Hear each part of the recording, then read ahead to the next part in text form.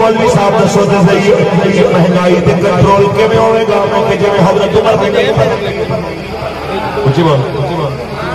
حضرت عمر کے مبارک زمانے دے اندر نا جی ایک بندے نے مدینے دے اندر رکھ لے گھوڑے تے انہیں استقبال اپنا شہر دے اندر بنا لیا واہ عمر تیری عظمت تو قربان ایک قیامت تک واسطے ذخیرہ اندوزہ تے جناب چیز دی جناب قیمت بدی دے کے ریٹ بدانا والے نے منہ بند کرنے کا طریقہ عمر صدیوں پہلے دس گئے آپ نے اس بندے کو بلایا بلا کے فرمایا لگے سنے یا تو اپنے پٹھے باہروں لے کے آؤ یا پھر ادو خریدنے نے جدو مدینے دے سارے لوگ چارہ خرید کے چلے جاؤ انہیں کہا حضرت جی میں پیسے دینے میں کہڑا مفت لینا میرے واسطے پابندی کس واسطے ہے سنو حضرت عمر کا جملہ